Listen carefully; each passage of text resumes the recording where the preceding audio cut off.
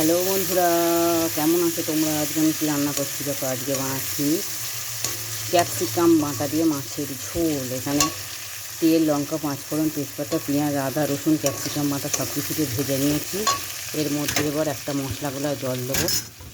এই দেখো, এটার মধ্যে আছে জিরে, আদা, ধনে, লঙ্কা, গোলমরিচ গুঁড়ো আর একটু আলুর দম মশলা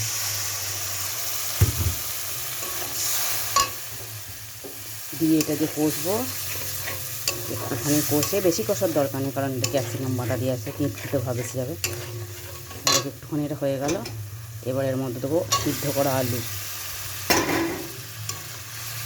আলুগুলো তোমরা ভেজেও নিতে পারো, কিন্তু আমি ভাজলাম না।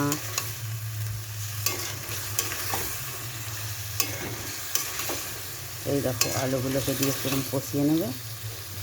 এটা ফুটে গেলে একটু এর মধ্যে কি অ্যাড করবে দেখো। এই দেখো মাছ, এখানে মাছ আমার ভাজাই ছিল, মাছটা শুধু অ্যাড করে দিলাম।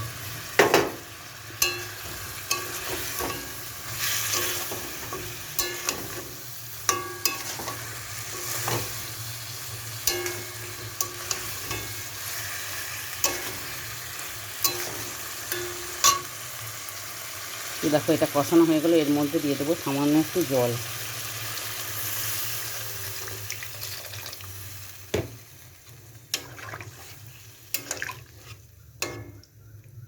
এবার এটা ফুটে যাবে। ফুটে গেলে এর মধ্যে একটু গরম মশলা নামিয়ে দিলে রেডি হয়ে যাবে ক্যাপসিকাম বাটা দিয়ে মাছের ঝোল। তো বন্ধুরা, আজকে আমার রেসিপিগুলো কেমন হয়েছে প্লিজ জানিও। তো যদি ভালো লাগে লাইক কমেন্ট করে পাশে থেকো। আজকের মতো আসলাম, ta ta, bye bye, love you.